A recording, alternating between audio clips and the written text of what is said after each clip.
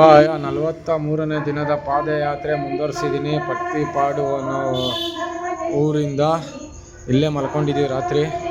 ಇದು ದೇವ್ರು ನೋಡ್ಸದ್ನಲ್ವ ನಿಮಗೆ ನಿನ್ನೆ ರಾಮಂದು. ಇದ್ರ ಒರಿಜಿನಲ್ ವಿಗ್ರಹ, ಹಳೇ ಒರಿಜಿನಲ್ ವಿಗ್ರಹ ನಿಮಗೆ ನೋಡಿಸ್ತೀನಿ ಬನ್ನಿ.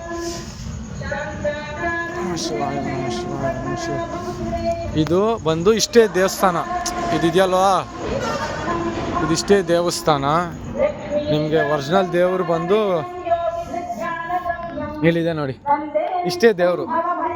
ಅದು ಮಣ್ಣಲ್ಲಿ ಮಾಡಿರೋದು, ಇದು ಶಿಲೆ, ಕಲ್ಲಲ್ಲಿ ಕೆತ್ತನೆ. ಇದು ನೋಡ್ರಿ, ಇದೇ ದೇವರು, ಇಷ್ಟೇ ದೇವಸ್ಥಾನ. ಇದನ್ನ ಜೀರ್ಣೋದ್ಧಾರ ಇನ್ನೂ ದೊಡ್ಡದಾಗಿ ಅಲ್ಲಿ ಮಾಡಿರೋದು. ನೇನೆ ನೋಡ್ಸೋದ್ನಲ್ವಾ, ಅದು ದೊಡ್ಡದಾಗಿ ಮೇಲೆ ಕಟ್ಟಿರೋದು. ಓಂ ನಮಃ ಶಿವಾಯ. 43ನೇ ದಿನದ ಪಾದಯಾತ್ರೆ ಮುಂದುವರಿಸಿದ್ದೀನಿ.